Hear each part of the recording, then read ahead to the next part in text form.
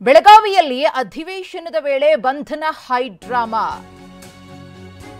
ಬೆಳಗಾವಿಯಲ್ಲಿ ಚಳಿಗಾಲದ ಅಧಿವೇಶನ ನಡೀತಾ ಇತ್ತು. ಅವತ್ತು ಕೊನೆಯ ದಿನ.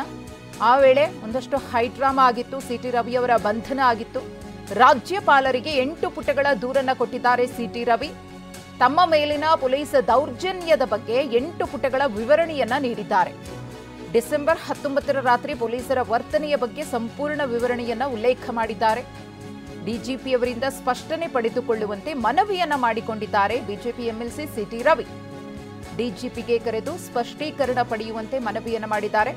ರಾಜ್ಯಪಾಲರನ್ನ ಎಂಎಲ್ಸಿ ಸಿಟಿ ರವಿ ಅವರು ಮನವಿ ಮಾಡಿಕೊಂಡಿದ್ದಾರೆ. ಸಚಿವೆ ಲಕ್ಷ್ಮೀ ಹೆಬ್ಬಾಳ್ಕರ್ ವಿರುದ್ಧ ಅವಾಚ್ಯ ಪದವನ್ನ ಪ್ರಯೋಗ ಮಾಡಿದ್ರು ಅನ್ನೋ ಕಾರಣಕ್ಕೋಸ್ಕರ ಆರೋಪದ ಹಿನ್ನೆಲೆಯಲ್ಲಿ ಸಿಟಿ ರವಿ ಅವರನ್ನ ಬೆಳಗಾವಿಯ ಸುವರ್ಣಸೌಧದಿಂದಲೇ ಬಂಧಿಸಿ ಕರೆತರಲಾಗಿತ್ತು. ಆದರೆ ಪೊಲೀಸ್ ವರ್ತನೆಯ ಬಗ್ಗೆ ಬಿಜೆಪಿ ಸಾಕಷ್ಟು ಟೀಕೆಗಳನ್ನ ಮಾಡಿತ್ತು. ಅದೇ ವಿಚಾರವಾಗಿ ಡಿಜಿಪಿ ಅವರಿಂದ ಸ್ಪಷ್ಟನೆಯನ್ನ ಪಡೆದುಕೊಳ್ಳಿ, ನನ್ನ ಮೇಲೆ ಪೊಲೀಸರಿಂದ ದೌರ್ಜನ್ಯ ಆಗಿದೆ, ಕಾನೂನಾತ್ಮಕವಾಗಿ ಹೇಗೆ ಬಂಧಿಸಬೇಕು, ಆ ರೀತಿ ಬಂಧನ ಆಗಿಲ್ಲ, ಯಾರದ್ದೋ ಡೈರೆಕ್ಷನ್ ಮೇರೆಗೆ ಈ ರೀತಿಯಾಗಿ ಪೊಲೀಸರ ವರ್ತನೆ ಇತ್ತು ಅಂತ ಹೇಳಿ ಸಿಟಿ ರವಿ ಅವರು ಆರೋಪವನ್ನು ಮಾಡಿದ್ರು. ಇದೀಗ ರಾಜ್ಯಪಾಲ ಥಾವರ್ ಚಂದ್ ಗೆಹ್ಲೋಟ್ ಅವರಿಗೆ 8 ಪುಟಗಳ ಮನವಿ ಪತ್ರವನ್ನ ಸಲ್ಲಿಕೆ ಮಾಡಿದ್ದಾರೆ. ಅವತ್ತಿನ ದಿನ ಏನೇನಾಯಿತು ಅದೆಲ್ಲದರ ಬಗ್ಗೆಯೂ ಕೂಡ ಈ ಪತ್ರದಲ್ಲಿ ಉಲ್ಲೇಖ ಮಾಡಿದ್ದಾರೆ. ಪೊಲೀಸ್ ಅಧಿಕಾರಿಗಳ ವಿರುದ್ಧ ಕಾನೂನು ಕ್ರಮಕ್ಕೆ ಮನವಿಯನ್ನು ಮಾಡಿಕೊಳ್ಳಲಾಗಿದೆ. ಬೆಳಗಾವಿ ನಗರ ಪೊಲೀಸ್ ಆಯುಕ್ತ ಎಡ ಮಾರ್ಟಿನ್ ಹಾಗೆಯೇ ಇನ್ನುಳಿದಂತಹ ಪೊಲೀಸ್ ಅಧಿಕಾರಿಗಳು ಎಸ್ಪಿ ಭೀಮಾಶಂಕರ್ ಗುಳೆ ಮತ್ತು ಇತರೆ ಪೊಲೀಸರ ವಿರುದ್ಧ ಕಾನೂನು ಕ್ರಮವನ್ನು ತೆಗೆದುಕೊಳ್ಳಿ ಅಂತ ಮನವಿಯನ್ನ ಮಾಡಿಕೊಳ್ಳಲಾಗಿದೆ. ಒತ್ತಾಯಿಸಿದ್ದಾರೆ ಬಿಜೆಪಿ ಎಂಎಲ್ಸಿ ಸಿಟಿ ರವಿ ಅವರು. ತಮಗೆ ಪ್ರಾಣಾಪಾಯ ಇದ್ದು ಭದ್ರತೆಯನ್ನ ಕೊಡಬೇಕು ಅಂತಾನು ಮನವಿಯನ್ನ ಮಾಡಿಕೊಂಡಿದ್ದಾರೆ. ರಾಷ್ಟ್ರಪತಿ ಕೇಂದ್ರ ಗೃಹ ಇಲಾಖೆಯ ಗಮನಕ್ಕೂ ತನ್ನಿ ಅಂತ ಹೇಳಿ ಈ ಪತ್ರದಲ್ಲಿ ಅವರು ಮನವಿಯನ್ನ ಮಾಡಿದ್ದಾರೆ. ರಾಜ್ಯಪಾಲರಿಗೆ ಕೊಟ್ಟಿರುವಂತಹ ದೂರಿನ ಪ್ರತಿಯಲ್ಲಿ ಅವರನ್ನ ಬಂಧಿಸಿದ ಕ್ಷಣದಿಂದ ಹಿಡಿದು ಹೇಗೆ ಅವರನ್ನ ಕೋರ್ಟ್ಗೆ ಹಾಜರುಪಡಿಸಿದ್ರು, ನಂತರದಲ್ಲಿ ಏನೆಲ್ಲ ಬೆಳವಣಿಗೆಗಳಾಯಿತು, ಇಡೀ ರಾತ್ರಿ ಅವರನ್ನ ರೌಂಡ್ ಮಾಡಿದ್ದಿರಬಹುದು ಅಥವಾ ರೌಂಡ್ಸ್ ಹಾಕಿದ್ದಿರಬಹುದು, ಇದೆಲ್ಲದರ ಬಗ್ಗೆಯೂ ಕೂಡ ಸಿಟಿ ರವಿ ಅವರು ಉಲ್ಲೇಖವನ್ನು ಮಾಡಿದ್ದಾರೆ.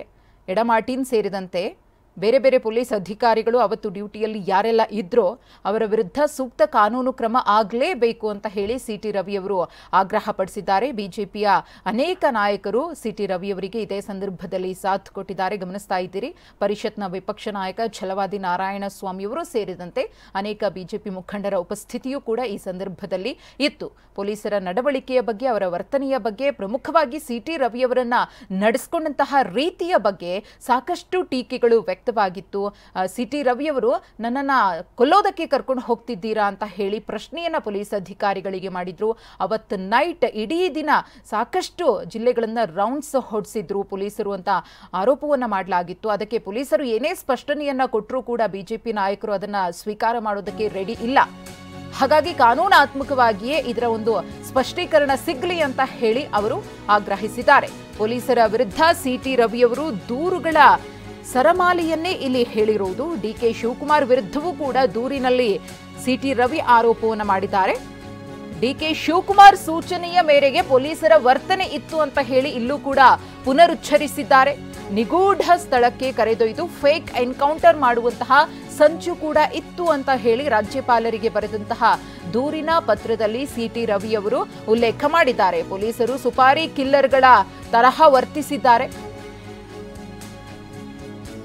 ಪೊಲೀಸರು ಸುಪಾರಿ ಕಿಲ್ಲರ್ಸ್ ರೀತಿಯಲ್ಲಿ ವರ್ತನೆಯನ್ನ ಮಾಡಿದ್ದಾರೆ ಅನ್ನೋದು ಸಿಟಿ ರವಿ ಅವರ ಗಂಭೀರ ಆರೋಪ. ಅದರ ಜೊತೆಗೆ ಡಿಸಿಎಂ ಡಿಕೆ ಶಿವಕುಮಾರ್ ಅವರ ಕುರಿತು ಕೂಡ ಅವರು ಇಲ್ಲಿ ಆರೋಪವನ್ನ ಮಾಡಿದ್ದಾರೆ. ಏನೇನು ವರ್ತನೆ ಪೊಲೀಸರಿಂದ ಕಂಡು ಬಂತೋ, ನನ್ನನ್ನು ಹೇಗೆ ನಡೆಸ್ಕೊಂಡ್ರು, ಏನೆಲ್ಲ ಘಟನೆಗಳಾಯಿತು ಅದೆಲ್ಲದಕ್ಕೂ ಕೂಡ ಡಿಕೆ ಶಿವಕುಮಾರ್ ಅವರ ಕಾರಣ, ಅವರ ಮಾರ್ಗದರ್ಶನ ಸೂಚನೆಯ ಮೇರೆಗೆನೇ ಪೊಲೀಸರು ನಡ್ಕೊಂಡಿದ್ದು ಅಂತ ಹೇಳಿದ್ದಾರೆ. ಈ ಕುರಿತು ಮತ್ತಷ್ಟು ಮಾಹಿತಿಯನ್ನು ಕೊಡೋದಕ್ಕೆ ನಮ್ಮ ಪ್ರತಿನಿಧಿ ಕಿರಣ್ ಹನಿಯಡ್ಕ ಇದೀಗ ದೂರವಾಣಿ ಸಂಪರ್ಕದಲ್ಲಿದ್ದಾರೆ. ಕಿರಣ್, ಸಿಟಿ ರವಿ ಮತ್ತೊಂದು ಹೆಜ್ಜೆ ಮುಂದೆ ಹೋಗಿದ್ದಾರೆ. ಪೊಲೀಸರ ವರ್ತನೆಯನ್ನ ಖಂಡಿಸಿ ರಾಜ್ಯಪಾಲರಿಗೆ ದೂರನ್ನ ಕೊಟ್ಟಿದ್ದಾರೆ. 8 ಪುಟಗಳ ದೂರಿನ ಪ್ರತಿಯಲ್ಲಿ ಏನೆಲ್ಲ ಪ್ರಮುಖ ಅಂಶಗಳಿದೆ?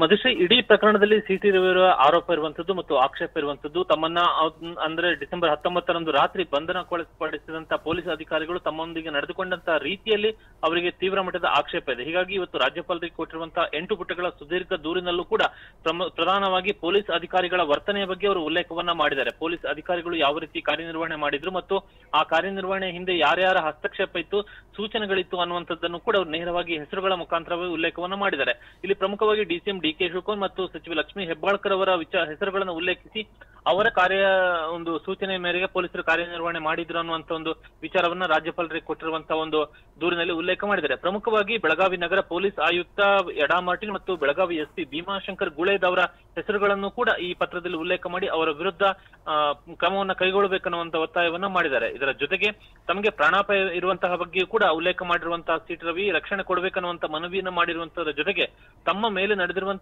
ದೌರ್ಜನ್ಯ ಪ್ರಕರಣವನ್ನ ರಾಷ್ಟ್ರಪತಿಗಳು ಮತ್ತು ಕೇಂದ್ರ ಗೃಹ ಇಲಾಖೆಯ ಗಮನಕ್ಕೆ ತನ್ನಿ ಅನ್ನುವಂತ ವಿಚಾರವನ್ನು ಕೂಡ ರಾಜ್ಯಪಾಲರಿಗೆ ಪತ್ರದಲ್ಲಿ ಅವರು ಮನವಿ ಮಾಡಿದ್ದಾರೆ. ಇದರ ಜೊತೆಗೆ ಫೇಕ್ ಎನ್ಕೌಂಟರ್ ನಡೆಸುವಂತ ಸಂಚು ನಡೆದಿತ್ತು ಅನ್ನುವಂತ ಅನುಮಾನವನ್ನು ಕೂಡ ಪತ್ರದಲ್ಲಿ ಗಂಭೀರವಾಗಿ ಉಲ್ಲೇಖ ಮಾಡಿರುವಂತಹ ಸಿಟಿ ರವಿ ಪೊಲೀಸರ ಸುವರ್ಣಸೌಧದೊಳಗೆ ತಮ್ಮನ್ನ ಪೊಲೀಸರು ಬಂಧನ ಮಾಡಿರುವಂತಹ ಕ್ರಮವೂ ಕೂಡ ಅಕ್ರಮ ಅನ್ನುವಂಥದ್ದನ್ನು ಕೂಡ ಪತ್ರದಲ್ಲಿ ಅವರು ಹೇಳಿದ್ದಾರೆ. ಇದರ ಜೊತೆಗೆ ಸಚಿವ ಲಕ್ಷ್ಮೀ ಹೆಬ್ಬಾಳ್ಕರ್ ಅವರ ಬಂಟರಿಂದಲೂ ಕೂಡ ಇಲ್ಲಿ ತಮ್ಮನ್ನ ಫೇಕ್ ಎನ್ಕೌಂಟರ್ ಮಾಡಿಸುವಂತ ಒಂದು ಪ್ರಯತ್ನ ನಡೆದಿತ್ತು ಅನ್ನುವಂತಹ ರೀತಿಯಲ್ಲಿ ಅನುಮಾನದ ರೀತಿಯಲ್ಲಿ ಅವರು ಪತ್ರದಲ್ಲಿ ಉಲ್ಲೇಖ ಮಾಡಿದರ ಜೊತೆಗೆ ಸಿಐಡಿ ತನಿಖೆಯ ವಿಚಾರದ ಬಗ್ಗೆ ಕೂಡ ಪತ್ರದಲ್ಲಿ ಸಿಟಿ ರವಿ ಆಕ್ಷೇಪವನ್ನು ಎತ್ತಿದ್ದಾರೆ. ಈಗಾಗಲೇ ಘಟನೆ ನಡೆದಿರುವಂತಹ ಸ್ಥಳ ಸಿಐಡಿ ವ್ಯಾಪ್ತಿಗೆ ಬರೋದಿಲ್ಲ ಆಗಿರೋದ್ರಿಂದ ಸಿಐಡಿ ಕೂಡ ಇಲ್ಲಿ ತನಿಖೆ ಮಾಡುವಂತ ಒಂದು ಅವಕಾಶ ಇಲ್ಲ ಅನ್ನುವಂತಹ ವಿಚಾರವನ್ನು ಕೂಡ ಉಲ್ಲೇಖ ಮಾಡಿದ್ದಾರೆ. ಇದರ ಜೊತೆಗೆ ಪೊಲೀಸರನ್ನ ಸುಪಾರಿ ಕಿಲ್ಲರ್ಗಳ ರೀತಿ ವರ್ತನೆ ಮಾಡಿದ್ರು ಅನ್ನುವಂತಹ ವಿಚಾರವನ್ನು ಕೂಡ ದೂರಿನಲ್ಲಿ ಹೇಳಿರುವಂತಹ ಸಿಟಿ ರವಿ ಡಿಜಿಪಿ ಅವರಿಂದ ಸ್ಪಷ್ಟನೆ ಇಡೀ ಘಟನೆ ಬಗ್ಗೆ ತಮ್ಮನ್ನ ಬಂಧನ ಮಾಡಿರುವಂತಹ ಪ್ರಕರಣದಿಂದ ಹಿಡಿದು ರಾತ್ರಿ ತಮ್ಮನ್ನ ಬೆಳಗಾವಿ ಜಿಲ್ಲಾದ್ಯಂತ ಸುತ್ತಾಡಿಸುವಂತ ರೀತಿ ಅಂದ್ರೆ ಸಿಟಿ ರವಿ ಹೇಳುವಂತಹ ಪ್ರಕಾರವಾಗಿ ಪೊಲೀಸರು ನಡೆದುಕೊಂಡಿರುವಂತಹ ಅಮಾನವೀಯ ಕ್ರಮದ ಬಗ್ಗೆ ಡಿಜಿಪಿ ಅವರನ್ನ ಕರೆಸಿ ಸ್ಪಷ್ಟೀಕರಣ ಪಡೆದುಕೊಳ್ಳಿ ಅನ್ನುವಂತಹ ಒತ್ತಾಯವನ್ನು ಕೂಡ ಇಲ್ಲಿ ಪತ್ರದಲ್ಲಿ ಸಿಟಿ ರವಿ ಮಾಡಿದ್ದಾರೆ. ಹೀಗಾಗಿ ಸುಮಾರು 8 ಪುಟಗಳ ಸುದೀರ್ಘ ಪತ್ರದಲ್ಲಿ ಹಲವು ಅಂಶಗಳನ್ನ, ಹಲವು ಹೆಸರುಗಳನ್ನ ಮತ್ತು ಕೆಲವೊಂದಷ್ಟು ಕ್ರಮಗಳಿಗೆ ನಿರ್ದಿಷ್ಟ ಕ್ರಮಗಳು ಕೂಡ ಇಲ್ಲಿ ಸಿಟಿ ರವಿ ರಾಜ್ಯಪಾಲರಿಗೆ ಆಗ್ರಹಿಸಿದ್ದಾರೆ. ಕಿರಣ್, ಈಗ ರಾಜ್ಯಪಾಲರ ಒಂದು ನಡೆ ಅಥವಾ ಈ ಒಂದು ತನಿಖೆ ಇರಬಹುದು, ಸ್ಪಷ್ಟೀಕರಣ ಪಡೆಯುವಂತಹ ಪ್ರಕ್ರಿಯೆ ಹೇಗಿರುತ್ತೆ ಅಂತ ಹೇಳಿ ಇಲ್ಲಿ ಡಿಸಿಎಂ ಅವರ ವಿರುದ್ಧ ಕೂಡ ಆರೋಪ ಕೇಳಿ ಬಂದಿರುವುದರಿಂದ ಪ್ರಮುಖವಾಗಿ ಯಾವ ರೀತಿಯಾಗಿ ಆ ಒಂದು ಪ್ರಕ್ರಿಯೆ ನಡೆಯುತ್ತೆ ಅಂತ ರಾಜ್ಯಪಾಲರ ನಿಲುವು ಏನಾಗಿರುತ್ತೆ ಅನ್ನುವಂಥದ್ರ ಬಗ್ಗೆ ಇನ್ನೂ ಕೂಡ ಸ್ಪಷ್ಟತೆ ಇಲ್ಲ. ಯಾಕೆಂದ್ರೆ ಸದನದ ಒಳಗೆ, ವಿಧಾನ ಪರಿಷತ್ನ ಒಳಗೆ ಈ ಘಟನೆ ನಡೆದಿರುವಂತಹ ಕಾರಣಕ್ಕಾಗಿ ಈ ಹಿಂದಿನ ಕೆಲವು ಪ್ರಕರಣಗಳಲ್ಲೂ ಕೂಡ ಸದನದ ಕಾರ್ಯವ್ಯಾಪ್ತಿ ಮತ್ತು ರಾಜ್ಯಪಾಲರ ಕಾರ್ಯವ್ಯಾಪ್ತಿಯ ಬಗ್ಗೆ ಕೂಡ, ಅದರ ಜೊತೆಗೆ ಸಭಾಪತಿಗಳ ಕಾರ್ಯವ್ಯಾಪ್ತಿಯ ಬಗ್ಗೆ ಕೂಡ ಕೆಲವೊಂದಷ್ಟು ತೀರ್ಮಾನಗಳು ಕೂಡ ಈ ಹಿಂದೆ ಕೆಲವೊಂದಷ್ಟು ಪ್ರಕರಣಗಳಲ್ಲಿ ಆಗಲ್ಪಟ್ಟಿವೆ. ಹಾಗಾಗಿ ರಾಜ್ಯಪಾಲರು ಈ ಪ್ರಕರಣದಲ್ಲಿ ಎಷ್ಟರ ಮಟ್ಟಿಗೆ ತಮ್ಮ ಒಂದು ನಿರ್ಧಾರಗಳನ್ನು ತೆಗೆದುಕೊಳ್ತಾರೆ, ತಮ್ಮ ಹೆಜ್ಜೆಯನ್ನು ಇಡ್ತಾರೆ ಅನ್ನುವಂಥದ್ದನ್ನು ಕೂಡ ನಾವು ಇನ್ನೂ ಕೂಡ ಕಾದು ನೋಡಬೇಕಾಗಿದೆ. ಯಾಕೆಂದ್ರೆ ಸದನದ ಒಳಗೆ ನಡೆದಿರುವಂತಹ ಘಟನೆ ಆಗಿರುವಂತಹ ಹಿನ್ನೆಲೆಯಲ್ಲಿ ಆ ಪ್ರಕರಣಕ್ಕೆ ಸಂಬಂಧಪಟ್ಟಂತೆ ಈಗಾಗಲೇ ವಿಧಾನ ಪರಿಷತ್ನ ಸಭಾಪತಿಗಳು ಪ್ರಕರಣಕ್ಕೆ ಸಂಬಂಧಪಟ್ಟಂತಹ ರೂಲಿಂಗ್ ಅನ್ನು ಕೂಡ ಕೊಟ್ಟಿದ್ದಾರೆ. ಹೀಗಾಗಿ ಆ ರೂಲಿಂಗ್ ಕೊಟ್ಟಿರುವಂತಹ ಹಿನ್ನೆಲೆಯಲ್ಲಿ ಅದಕ್ಕೂ ಮೀರಿ ರಾಜ್ಯಪಾಲರು ಮುಂದಿನ ಹೆಜ್ಜೆಗಳನ್ನು ತೆಗೆದುಕೊಳ್ಳಬಹುದಾ ಅಥವಾ ಪೊಲೀಸರ ಕಾರ್ಯವೈಖರಿ ಬಗ್ಗೆ ಏನಾದ್ರು ರಾಜ್ಯಪಾಲರು ಇಲ್ಲಿ ಪ್ರಶ್ನೆಯನ್ನ ಮಾಡಬಹುದಾ ಅನ್ನುವಂಥದ್ರ ಬಗ್ಗೆ ಕೂಡ ಇನ್ನೂ ಕೆಲವೊಂದಷ್ಟು ನಿರ್ದಿಷ್ಟ ಸ್ಪಷ್ಟತೆಗಳು ಇನ್ನೂ ಕೂಡ ಬರಬೇಕಾಗಿದೆ. ಯಾಕೆಂದ್ರೆ ಘಟನೆ ನಡೆದಿರುವಂತದ್ದು ವಿಧಾನ ಪರಿಷತ್ನ ಒಳಗೆ, ಸದನದ ಒಳಗೆ ಆಗಿರುವಂತಹ ಹಿನ್ನೆಲೆಯಲ್ಲಿ ಸದನ ನಡೆಯುತ್ತಿಲ್ಲದಿದ್ದರೂ ಕೂಡ ಸದನದ ಒಳಗಾಗಿರುವಂತಹ ಕಾರಣಕ್ಕಾಗಿ ಅದು ರಾಜ್ಯಪಾಲರ ವ್ಯಾಪ್ತಿಗೆ ಬರುತ್ತೋ ಇಲ್ವೋ ಅನ್ನುವಂಥದ್ರ ಬಗ್ಗೆ ಕೂಡ ಕೆಲವೊಂದಷ್ಟು ಇನ್ನೊಂದಷ್ಟು ಸಣ್ಣ ಮಟ್ಟದ ಜಿಜ್ಞಾಸೆಗಳು ಇನ್ನೂ ಕೂಡ ಇವೆ. ಹೀಗಾಗಿ ರಾಜ್ಯಪಾಲರು ಕಾನೂನು ಸಲಹೆಗಳನ್ನ ಪಡೆದುಕೊಳ್ಬಹುದು ಅಥವಾ ಈ ಪ್ರಕರಣಕ್ಕೆ ಸಂಬಂಧಪಟ್ಟಂತೆ ಪೊಲೀಸ್ ಅಧಿಕಾರಿಗಳಿಂದ ವಿವರಣೆಯನ್ನ ಕೇಳಬಹುದು. ಆ ಮಟ್ಟದ ಸ್ಪಷ್ಟತೆ ಇನ್ನೂ ಕೂಡ ಲಭ್ಯವಾಗಬೇಕಾಗಿದೆ. ಮಧುಶ್ರೀ, ಧನ್ಯವಾದ ಕಿರಣ್ ತಮ್ಮ ಮಾಹಿತಿಗಾಗಿ. ಸ್ಥಳ ಮಹಜರಿಗೆ ಡಿಜಿಪಿಗೆ ಸಂಬಂಧಪಟ್ಟಂತೆ ಏನ್ ಅನುಮತಿಯನ್ನ ಕೇಳಿದ್ರು ಅದರ ಕುರಿತು ಬಸವರಾಜ ಹೊರಟ್ಟಿಯವರು ಪ್ರತಿಕ್ರಿಯೆಯನ್ನ ಕೊಟ್ಟಿದ್ದಾರೆ.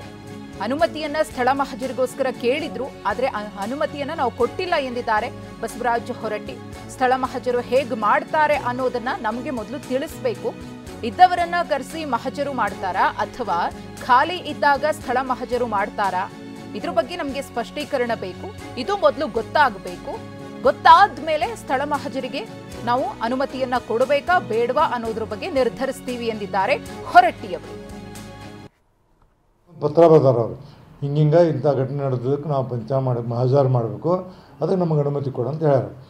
ನಾವು ಅವ್ರನ್ನ ಕರ್ಕೊಂಡೋಗಿ ಅಂದ್ರೆ ಸಿಟಿ ರವಿ ಅವ್ರನ್ನ, ಲಕ್ಷ್ಮೀ ಹೆಬ್ಬಾಳ್ಕರ್ನ, ಇವ್ರೆಲ್ಲರನ್ನೂ ಕರ್ಕೊಂಡೋಗಿ ಅದನ್ನು ಮಾಡ್ತಾರೋ ಏನು ಮಾಡ್ತಾರೋ ನಮ್ಗೆ ಗೊತ್ತಾಗೋದು. ಇನ್ನು ಹಂಗೆ ಹೋಗಿ ಬರೀ ನೀವು ಕುರ್ಚಿ ಟೇಬಲ್ ಮಹಜಾರ್ ಮಾಡೋಕ್ಕಾಗತ್ತೆ. ಅದು ನಮಗೆ ಯಾವ ರೀತಿಯಿಂದ ನೀವು ಅದನ್ನು ಇದನ್ನು ಪಂಚನಾಮ ಮಾಡ್ತೀವಿ ನಮಗೆ ತಿಳಿಸ್ರಿ. ಆಮೇಲೆ ನಾವು ನಮ್ಮ ತೀರ್ಮಾನ ಈಗ ನಾವು ತಿಳಿಸಿವಿ, ನಾವು ಕೊಡೋಂಗಿಲ್ಲ, ಪರ್ಮಿಷನ್ ಕೊಡೋಂಗಿಲ್ಲ, ನಮ್ಮ ಇದರ ಬರೋಂಗಿಲ್ಲದು ಒಂದು ಸರಿ ಸದನ ಮುಗಿದ ನಂತರ ಆಯ್ತು ಅಂತ ಕೊಟ್ಟಿವಿ ನಾವು. ನಮಗೆ